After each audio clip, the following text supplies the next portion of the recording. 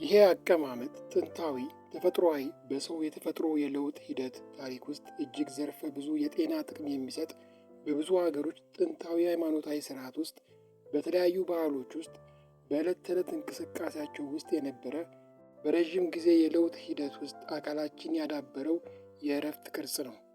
ተፈጥሮ እንድናርፍበት የሰጠችን ብቸኛ መንገድ የጥንት ሰዎች ለሥራ፣ ለማኅበራዊ አገልግሎት ሲመገቡ፣ ሲያወሩ፣ የእጅ ሥራ ሲሰሩ ተፈጥሮ የሰጠቻቸው የእረፍት አቀማመጥ። ይህ አቀማመጥ ሕፃናት በእናታቸው ማዕፀን ሆነው የሚለምዱት ነው። በማዕፀን ውስጥ ያለ ሕፃን ሲታይ ጉልበቱ ወደ ሆዱና ደረቱ በጣም አስጠግቶ ጉልበቶችን በእጁ አቅፎ ይታያል።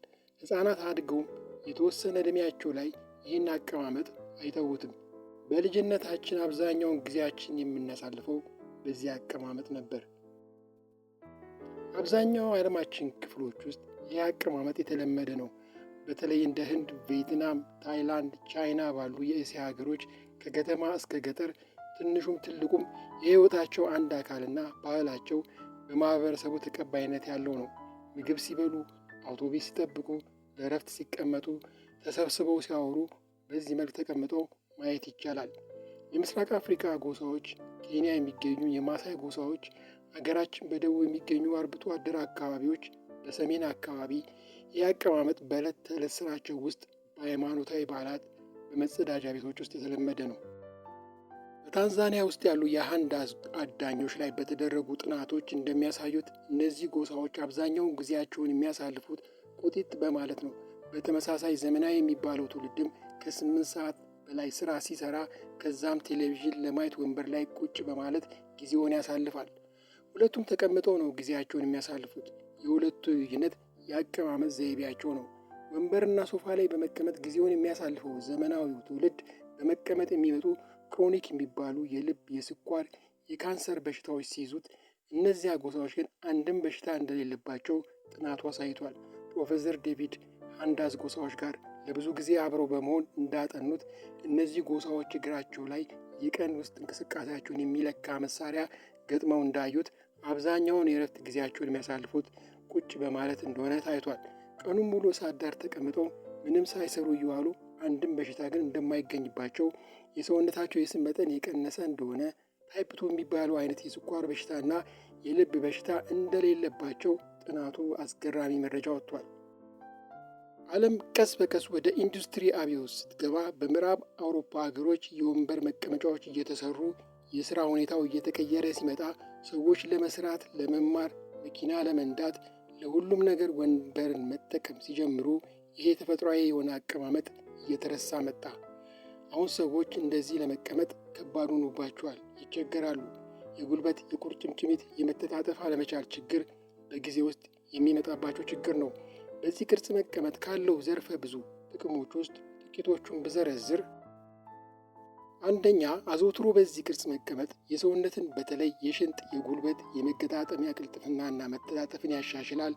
ወንበር ላይ ቁጭ ብሎ ከሚውለው ሰው ይልቅ በዚህ መልክ የሚቀመጥ ሰው የተሻለ የሚተጣጠፍ ቀልጣፋ ሰውነት ይኖረዋል። የእግር ጥንካሬን ይጨምራል፣ ደስተኛም ያደርጋል። ሁለተኛ፣ የዚህ አይነት አቀማመጥ የሰውነትን ጡንቻ አብዛኛው እንዲሰራ ስለሚያደርገው የአከርካሪና የታችኛው አካባቢ የመራቢያ አካላት አካባቢ ያሉ ጡንቻዎችን የሚያጠነክርና የአከርካሪ ዲስክ ላይ የሚደርሰውን ጫና የሚቀንስ፣ የሰውነትን ቅርጽ በአጠቃላይ የሚያሳምር፣ የጀርባ ህመምን የሚያሻሽል ነው።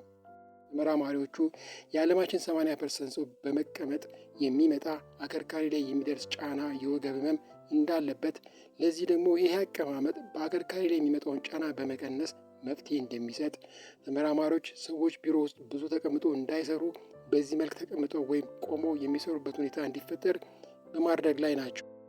ሶስተኛ፣ ይህ አቀማመጥ በተለይ የመጸዳጃ አካላትን አካባቢ ያሉ ጡንቻዎች ጋር የሚያያዝ እንደመሆኑ እነዚህ አካባቢ የሚገኙ ጡንቻዎች እንዲፍታቱ ስለሚያደርግ የመጸዳጃ ቤት የመቆያ ጊዜን ይቀንሳል፣ የድርቀት ችግር እንዳይኖር ያደርጋል። አራተኛ፣ ይህ አቀማመጥ መገጣጠሚያዎች ሙሉ እንቅስቃሴ እንዲኖራቸው ስለሚያደርግ የመገጣጠሚያ ሲኖቪያል ቅባት እንዲታደስና በቂ እንዲሆን ያደርጋል። ጡንቻዎችን፣ መገጣጠሚያዎችን የሚያያይዙ ቲሹዎችን ይህ አቀማመጥ ስለሚያጠነክራቸው ጉዳት ይቀንሳል። ይህን አቀማመጥ ባህላቸው በሆኑ ሀገሮች ዕድሜያቸው ገፍቶ እንኳን ቀልጣፋና ፈጣን ሆነው ይታያሉ። 5ኛ እንደዚህ ስንቀመጥ ቀጣይ የሆነ የጡንቻ እንቅስቃሴን ስለማይጠይቅ በአካላችን ውስጥ የተሻለ የደም ዝውውር እንዲኖር ያደርጋል። ወንበር ላይ ከሚቀመጥ ሰው ይልቅ የደም ዝውውር የተሻለ ነው። ሰውነትን በማለማንቀሳቀስ የሚመጡ እንደ ስኳር፣ ልብ፣ ካንሰር አይነት ክሮኒክ የሚባሉ በሽታዎች እንዳይመጡ ይከላከላል። የአስተነፋፈስ ስርዓትን ያሻሽላል። 6ኛ አቀማመጡ በሆድ ጡንቻ ላይ ጫና ስለሚፈጥር የሆድ አካባቢ ጡንቻ እንዲሰራ ስለሚያደርገው የሆድ መነፋት እንዳይኖር፣ ምግብ እንዲሸራሸር ስለሚያደርግ የምግብ መፈጨትን ያሻሽላል። ይህን አቀማመጥ እንዴት መለማመድ እንችላለን? በየትኛውም ዕድሜ ላይ ብንሆን በተገኘው አጋጣሚ በሚመች ቦታ ቴሌቪዥን ስታይ፣ ስታነብ ወንበር ላይ ከመቀመጥ ይልቅ ይህን አቀማመጥ መተግበር።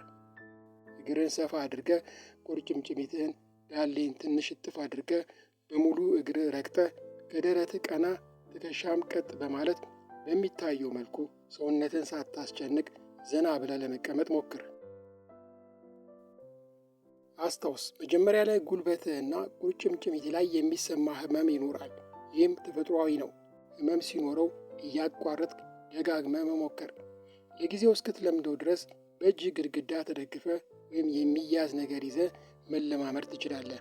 በቀን ከ3 እስከ 5 ደቂቃ ብትቀመጥ ቀስ እያልክ እያሻሻልከው ትመጣለህ። አሁን ይሄን አቀማመጥ በደንብ መስራት ባትችል ተስፋ መቁረጥ የለብህም። በደንብ እስክትለምደው ጊዜ ይወስዳል። ከጊዜ በኋላ ግን ሰውነትህ ይለምደውና በዚህ መልክ መቀመጥን እየወደድከው ትመጣለህ። ብዙ በተለማመድከው ቁጥር እየቀለለህ ይመጣል። ሳታቋርጥ በየቀኑ እየተለማመድክ ከዚህ አቀማመጥ የሚገኘውን ከፍተኛ ጥቅም ማግኘት ትችላለህ። ዛሬውኑ በዚህ መልክ መቀመጥ ጀምሩ እላለሁ። ሰላም።